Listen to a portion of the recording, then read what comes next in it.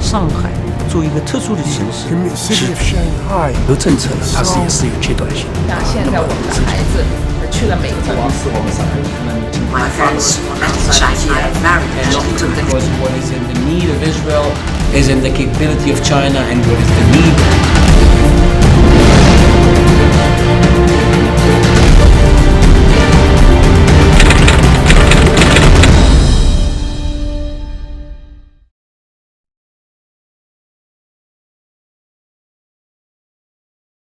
Have you met any Jewish survivors or the family members who came to China during World War II? Yeah, I have met them. Actually, there was quite a lot of them who come and go to China, to Shanghai. We had a celebration just about less than a year ago to inaugurate the wall in the Jewish Museum in Hongkou.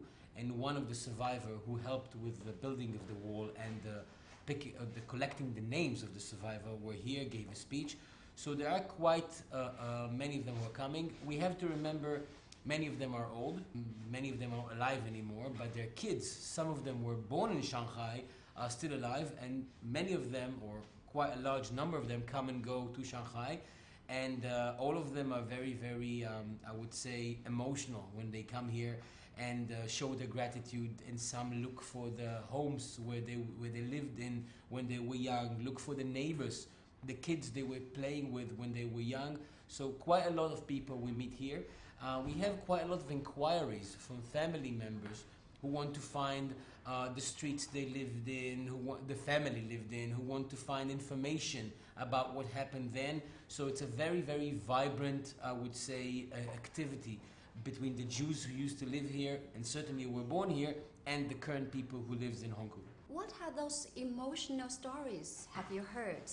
The story of the lady that gave a speech in the inauguration of the wall, and the way that she was brought up here and the way that she played with her friends here. It's not a specific issue, it's not something that happened, it's the emotion of living together side by side with the Chinese friends, with the Chinese partner in times that were hard for the Jews and for the Chinese. That time was hard for everybody.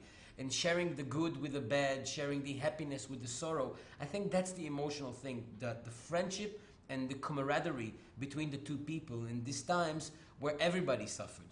So I think suffering together, as well as being happy together, that's what brings people together in the end of the day. And this is what happened then here in Shanghai. It was one of the only places in the world where Jews can find shelter, where Jews can save their lives. About 20,000 people chose to do so. And when they came here, it was a hard time for everybody. But everybody shared everything and they lived side by side. And I think this is the emotional thing. It wasn't a specific event that I remember. It's the feeling that everybody gave of the friendship that was here during this time. We noticed that you initiated an activity last September to look for those survivors. Can you tell us more about that? First of all, in the Jewish Museum in Hongkou, there is a name list of everybody that the museum can collect, of families that were here, lived in Hongkou, lived in Tilancio. So there's quite a big database there that can assist people to find what they're looking for. Together with the museum, we assist people who approach us to try and find everything, because people, as they get older, or even not when they're older, wants to find their origin, wants to find things from their past. So us, and mainly the Jewish Museum in Hongkou, we're trying to assist those people with a database, with inquiries, with everything that we can. A lot of people talk to the consulate, a lot of people directly approach the museum. It's very effective. It's very effective because it's actually a place, a database, where you can find almost whatever you want. Some street exists, some street do not exist, some street change their names, some houses are still there, some houses are not there. But in general, it gives you the information that allows those people to try and search for what happened here, either when they were here or when their parents were here, to try and search as maximum information as possible. In Israel, I can tell you that the government, the Prime Minister, us, we are very focused and very aware of the story. Also, the Consul General of China, who gave the certificates in Vienna, was declared righteous among nations by Yad Vashem, by the Israeli Holocaust Museum in Jerusalem. So Israel is aware, and the Jewish people are aware of it.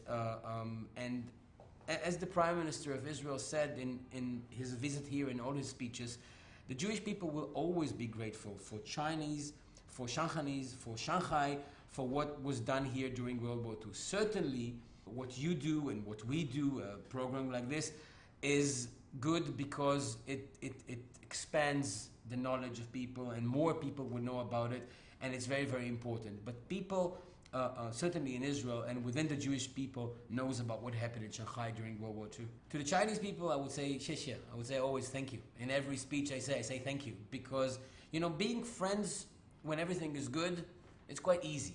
Being friends when times are hard, that's the important thing. And when times were hard for the Jewish people, when dark clouds covered Europe, when Jews were murdered in Europe just for being Jewish, Shanghai was a haven, was a safe haven.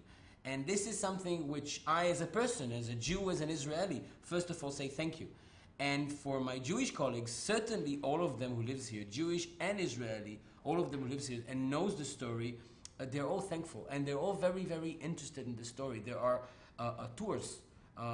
Israeli people are doing tours around Hongkou and around the old Jewish neighborhoods for Jewish tourists who are coming here from all over the world. And it's an amazing tours that actually you can see all the life of the Jewish people together with a Chinese partner here in Hongkou.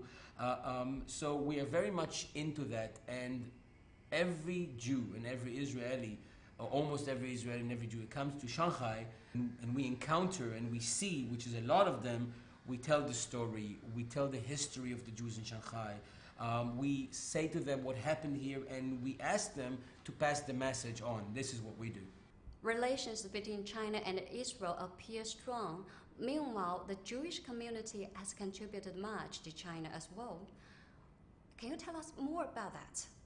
It is a friendship that is strong today, but it is something which is also built on the past. It is something which started a long time ago. The relationship between China and Israel, and China and the Jewish people started a long time ago, and it's based on what's happening today. But what's happening today is very much affected by what happened here in World War II, where the Jews came here and saved their lives. It's something which resonates in the minds of Jewish people, and I believe that every nation, every two nations that based their present and their future on past friendship is something which we can be very optimistic about, because it didn't start 5 years ago or 10 years ago. It started way before that, and as I said, it started in times of need, in times of trouble, and this is true friendship. So what's your opinion on the future of China and Israeli relations? I'll tell you, I think the future is, I'm very, very optimistic about the future, both because what I said, because of history, and because of current situation, because the partnership between Israel and China is of two partners that complete each other and not compete with each other, because what is in the need of Israel is in the capability of China, and what is the need in China is in the capabilities of Israel, because we will not be China. China will not be Israel, in a good way. And in this good way, we complete each other, because the partnership is of two friends who contribute to the same basket or the same pocket or same partnership. Each contributes what he has, and it's the 1 + 1 is equal, is much more than 2.